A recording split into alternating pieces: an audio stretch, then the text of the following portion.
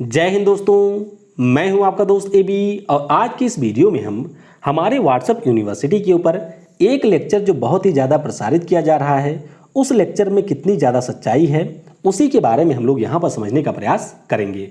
तो अगर आप लोग भी व्हाट्सएप का यूज़ करते होंगे तो 3 से 4 प्रकार की खबरों को आपने वहाँ पर पढ़ा होगा। देखिए, पहली खबर में आपने क्या पढ़ा होगा कि हमारे देश में जो कोविड-19 की सेकंड वेव आई है इसके पीछे 5G टेस्टिंग जिम्मेदार है, यानी कि जो हमारे 5G टेस्टिंग की वेव होती है उसी के माध्यम से यहाँ पर कोरोना वायरस ट्रैवल कर रहा है। दूसरी खबर इससे भी ज़्यादा बढ़ करके है। इसमें कहा जा रहा है कि जो हमारे देश में इस समय लोगों की डेथ हो रही है उसके पीछे कोरोना वायरस नहीं बल्कि 5G टेस्टिंग जिम्मेदार है। तीसरी खबर में आप लोगों ने ये पढ़ा होगा कि हमारे देश में या फिर दुनिया के किसी अन्य हिस्से में जो भी चिड़ियों की यहाँ पर डेथ हो रही है उसके पीछे भी 5G टेस्टिंग ही जिम्मेदार है। तो इस वीडियो में हम लोग जो भी आपके फैक्ट हैं उनके आधार पर यह समझने का प्रयास करेंगे कि इस खबर में कितनी ज़्यादा सच्चाई है। तो चलिए इस वीडियो की हम शुरुआत करते हैं। सबसे पहले हम लोग एक व्हाट्सएप मैसेज के माध्यम से यहाँ पर समझने का प्रयास करेंगे कि क्या चीज़ें यहाँ पर लोगों के द्वारा फैलाई जा रही है। देखिए, एक यहाँ पर व्हाट्सएप फॉरवर्ड है, देख सकते हैं फॉरवर्ड मिनी टाइम्स इसके ऊपर ही लिखा हुआ है। खबर में लिखा हुआ है कि दुनिया की बड़ी खबर, इटली ने किया मृत कोरोना मरीज का पोस्टमार्टम, हुआ बड़ा खुलासा। फिर कहा जा रहा है कि इटली विश्व का पहला ऐसा देश बन गया है जिसने एक कोविड-19 से मृत शरीर पर ऑटोप्सी किया है, यानी कि यह दुनिया का पहला देश है जिसने एक मरीज का पोस्टमार्टम किया है जो कि आपके कोविड-19 के कारण मरा हुआ था। फिर इसमें बताया जा रहा है कि जब इस मरीज का पोस्टमार्टम किया गया तो पोस्टमार्टम के माध्यम से यह पता चला कि मरीज की जो यहाँ पर डेथ हुई है उस डेथ के पीछे कोरोना वायरस जिम्मेदार नहीं है, बल्कि यहाँ पर कहा गया है कि इसके पीछे जो कारण है वह आपका amplified global 5G electromagnetic radiation. तो थोड़ा सा जब हम लोग बड़ा सा नाम देख लेते हैं इस प्रकार के फॉरवर्ड में तो हमें लगता है कि ये बिल्कुल सही है। अब देखिए, लिखा गया है इसमें amplified global 5G electromagnetic radiation और ब्रैकेट में लिखा गया है जहर। अब ये रेडिएशन किस प्रकार का जहर है इसके बारे में यहाँ पर बिल्कुल बताया नहीं गया है और बहुत सारी चीज़ें इस पोस्ट में और यहाँ पर लिखी गई हैं। अब इस फॉरवर्ड को हम लोग देखें उससे पहले हम लोग चलते हैं वर्ष 2018 में। देखिए, 2018 में क्या हुआ था कि जो हमारा नीदरलैंड देश है, कहाँ का है, यूरोप का एक देश है। तो नीदरलैंड में क्या हुआ कि यहाँ पर एक स्थान है जिसका नाम है दाहेग। दाहेग शहर आपका वही है जहाँ पर आपको इंटरनेशनल कोर्ट ऑफ जस्टिस का हेडक्वार्टर मिलेगा। तो यहाँ पर क्या पाया गया कि 297 यानी कि 297 चिड़िया ऐसी थी जिनकी यहाँ पर डेथ हो गई थी और उसके बाद में लोगों के द्वारा यहाँ पर प्रदर्शन किया जाने लगा कि ये जो यहाँ पर चिड़ियों की डेथ हुई है उसके पीछे का रीजन है 5G टेस्टिंग। इसी प्रकार से अगर हम लोग आगे बढ़ें तो उसी साल हमारे देश में एक मूवी आई थी। मूवी आप सभी लोगों ने देखा होगा, 500 करोड़ रुपए से ज़्यादा इस मूवी ने कमाई भी की थी। मूवी का नाम था 2.0 और इस मूवी में रजनीकांत के साथ साथ आपको अक्षय कुमार देखने को मिलेंगे और अक्षय कुमार इसमें बने हुए थे पच्छी राजन। अब ये जो मूवी है इसमें बहुत ही अच्छे से ये दिखाया गया कि जो हमारे मोबाइल टावर होते हैं उन्हीं के कारण यहाँ पर चिड़ियों की डेथ होती है। अब जाहिर सी बात है कि मूवी हमारे देश में जो भी आती है उसका समाज के ऊपर एक बहुत ही बड़ा इम्पैक्ट होता है। तो इसके कारण ये काफ़ी ज़्यादा उस समय भी वायरल हुआ था कि जो हमारे देश में चिड़ियों की यहाँ पर डेथ होती है उसके पीछे का रीजन होता है जो आपके मोबाइल टावर से निकलने वाला रेडिएशन है। तो यहाँ से भी यह खबर काफ़ी प्रसारित हुई थी, इससे भी लोगों को लगा।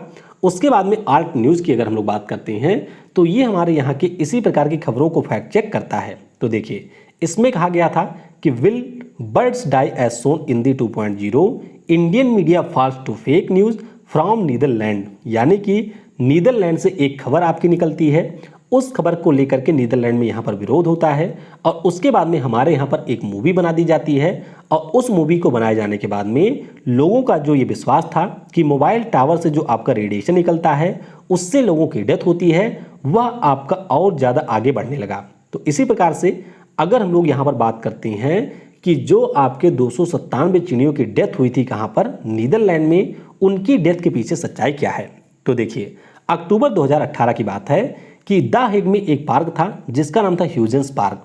यहाँ पर क्या देखा गया कि 297 चिड़ियों की हो गई थी डेथ। उसके बाद में कुछ हमारे रिसर्चर्स आते हैं और उन रिसर्चर्स के द्वारा इन चिड़ियों का पोस्टमार्टम किया जाता है। कहाँ के रिसर्चर थे? आपके व्हाट्सएप यूनिवर्सिटी के बिल्कुल नहीं थे। नेचुरल हिस्ट्री म्यूजियम के थे। इसके अलावा जो वेलिंगटन यूनिवर्सिटी है, इसके जो हमारे रिसर्चर होते हैं उनके द्वारा इनमें से 15 चिड़ियों का किया जाता है पोस्टमार्टम। और पोस्टमार्टम के माध्यम से ये पता चलता है कि ये जो चिड़ियाँ हैं जिनकी यहाँ पर डेथ हुई है उसके पीछे इंटरनल इंजरी का रीजन है, यानी कि इनको किसी प्रकार से चोट लगी थी और उसी चोट के कारण इनको यहाँ पर डेथ इनकी हुई है। यहाँ पर ये कहा गया कि हो सकता है ये आपके ज़मीन से टकराई हो सकता है कि पेड़ की जो ब्रांचेज है उससे ये टकराई हो, या फिर हो सकता है आपस में ही ये टकराई हो किसी बात को लेकर के, और इसके कारण यहाँ पर इन चिड़ियों की डेथ हुई है। हालांकि ये जो आपकी चिड़ियाँ थी ये एग्जैक्ट किस ऑब्जेक्ट से टकराई थी इसके बारे में कुछ भी पता नहीं चला था, लेकिन पोस्टमार्टम के माध्यम से ये साफ साफ पता चला था कि इन चिड़ियों को किसी प्रकार की इंजरी हुई थी, यानी कि इनको किसी प्रकार से चोट लगी थी। चोट के कारण इनकी काफ़ी ज़्यादा ब्लीडिंग हुई और उस ब्लीडिंग के बाद में यहाँ पर इन चिड़ियों की हो जाती है डेथ। तो इससे ये पता चलता है कि 2018 में जो आपके नीदरलैंड में यहाँ पर चिड़ियों की डेथ हुई थी उसके पीछे 5G जो स्पेक्ट्रम है या जो आपकी 5G रेडिएशन है वह बिल्कुल भी जिम्मेदार नहीं था।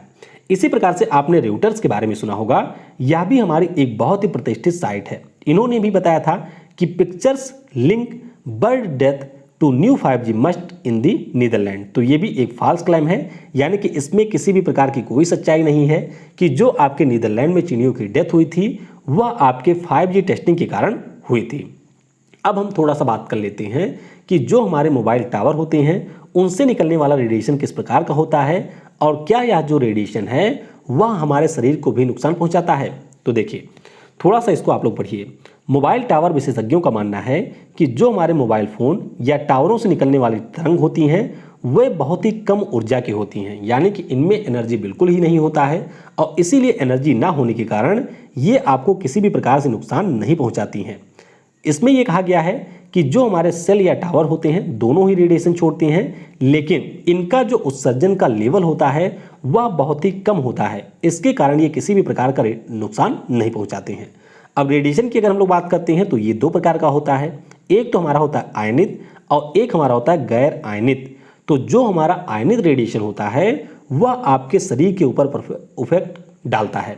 इसमें आपको एक्सरे या फिर गामा रेज देखने को मिलती हैं और ये भी आपके शरीर पर जो हमारे हिस्से होते हैं उनके ऊपर प्रभाव डालता है। ऐसा नहीं है कि ये आपके फेफड़ों के ऊपर प्रभाव डालेगा। तो ये साफ साफ इसमें बताया गया है कि अगर हम लोग बात करते हैं मोबाइल टावर और फ़ोन में जो रेडिएशन होता है ये हमारे सिर्फ वॉइस और डेटा को एक स्थान से दूसरे स्थान पर ले जा सकते हैं, यानी कि जो हमारी यहाँ पर रेडियो वेव होती हैं जिनके माध्यम से हमारे मोबाइल फ़ोन ऑपरेट होते हैं या फिर टावर से हम लोग आपस में एक दूसरे को कनेक्ट होते हैं, उसके पीछे रेडियो वेव यहाँ पर जिम्मेदार होती हैं। और अगर हम लोग इन रेडियो वेव की बात करते हैं तो इसमें आप लोग वायरस को चिपका करके बिल्कुल नहीं भेज सकते हैं। ऐसा नहीं है कि मान लीजिए यहाँ पर वायरस कोई बैठा हुआ है, जैसे मान लीजिए कोई स्थान है यहाँ पर आपका वायरस है और इस स्थान से होकर के आपकी रेडियो वेव जा रही है, तो ऐसा कभी भी नहीं पॉसिबल है कि इस रेडियो वेव में आपका वायरस इंटर कर जाए, यानी कि इस रेडियो वेव के माध्यम से आपका वायरस आपके साथ में चला जाए और वह आपके शरीर में इंटर कर जाए। हाँ, अगर ऐसा होता भी तो ये जो वायरस था वह आपके शरीर के अन्य हिस्सों को प्रभावित करता, ना कि आपके फेफड़े को यहाँ पर प्रभावित करता। तो ध्यान रखिएगा, कोरोना वायरस जो हमारा होता है उससे इंसान के फेफड़े प्रभावित होते हैं और इसी के कारण जो अधिकांश व्यक्ति होते हैं उनको सांस लेने में दिक्कत होती है। अब कई सारे लोगों का यह भी कहना है कि ये बताइए जब पिछले साल हमारे यहाँ पर वायरस आया था तो उस समय लोगों को सांस लेने में प्रॉब्लम नहीं हो रही थी। तो इसके पीछे भी आपके दो कारण हैं। देखिए, पहला कारण ये है कि पिछले साल हमारे यहाँ पर काफ़ी कम लोग इफेक्टेड हुए थे और जितने भी लोग यहाँ पर इफेक्टेड होते हैं उनमें से मुश्किल से 5% से कुछ ही ज़्यादा लोग होते हैं जिनको यहाँ पर सांस लेने में तकलीफ होती है। अधिकांश लोग ऐसे होते हैं जिनको सांस लेने में बिल्कुल भी तकलीफ नहीं होती है।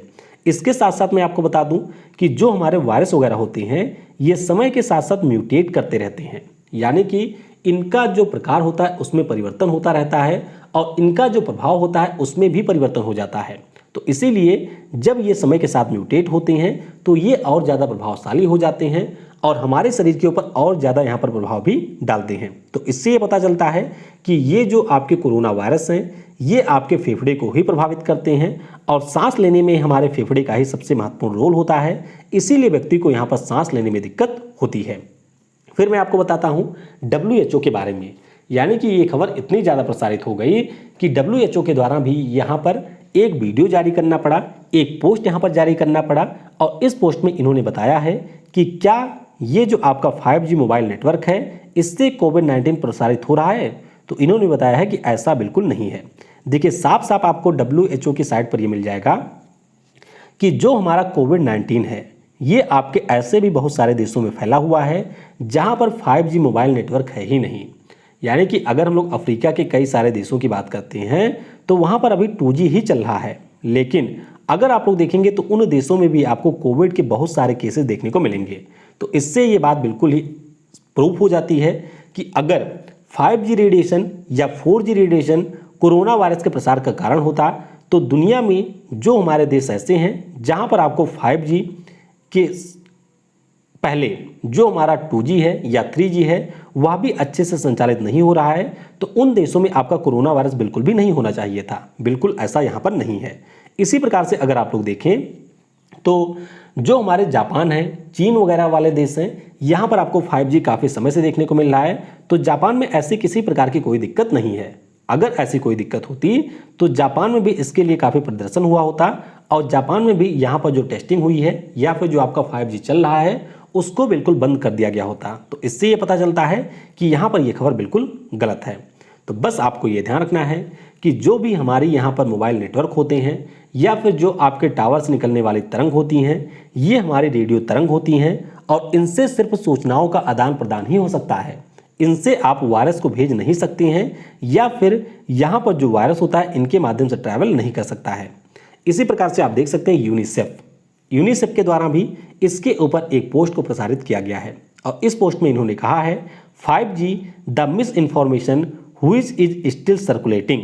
यानी कि इसमें इन्होंने बताया है कि यह एक प्रकार की गलत सूचना है जो कि लोगों के द्वारा धड़ल्ले से प्रसारित किया जा रहा है। तो बस आपको इतना ध्यान रखना है। हमारे यहाँ पर जो PIB फैक्ट चेक है इन्होंने भी इसको यहाँ पर बिल्कुल फर्जी करार दिया है और इन्होंने बताया है कि कोविड-19 महामारी को 5G टेस्टिंग बताने वाला यह मैसेज बिल्कुल फर्जी है। इसमें कई सारी चीज़ें बताई गई हैं कि जैसे अगर आप घर के जगह पे करंट सा महसूस हो रहा है तो इसका मतलब है 5G रेडिएशन है। क्या आप में से भी किसी को करंट महसूस हुआ है तो नीचे कमेंट में बताइएगा। गले में कुछ ज़्यादा गला कुछ ज़्यादा ही सूख रहा है तो अगर आपको ऐसी कोई प्रॉब्लम है तो नीचे कमेंट में बताइएगा। इसके अलावा कहा गया है कि नाक में कुछ पपड़ी जैसी जम जाती है और यहाँ पर पपड़ी के साथ में आपको खून भी दिखाई देता है। तो इस प्रकार की चीज़ों को यहाँ पर वायरल किया जा रहा था जबकि ये सारी चीज़ें बिल्कुल गलत हैं। हाँ, ऐसा नहीं है कि गला आपका बिल्कुल सूख ना रहा हो, ऐसा भी नहीं है कि नाक में आपकी पपड़ी ना जम रही हो, लेकिन 5G टेस्टिंग इससे रिलेटेड है। इसके कोई अभी भी आधिकारिक प्रूफ नहीं है और जब तक किसी भी चीज़ का कोई आधिकारिक प्रूफ नहीं होता है तब तक आपको उसे सच बिल्कुल भी नहीं मानना चाहिए। इसी प्रकार से आप देख सकते हैं कि हमारे देश में एयरटेल ने हुआई के साथ में मिलकर के जो पहली 5G की ट्रायल है वह कर लिया था 2018 में। कब? फरवरी 2018 में ही हमारे यहाँ पर ट्रायल हो चुका था।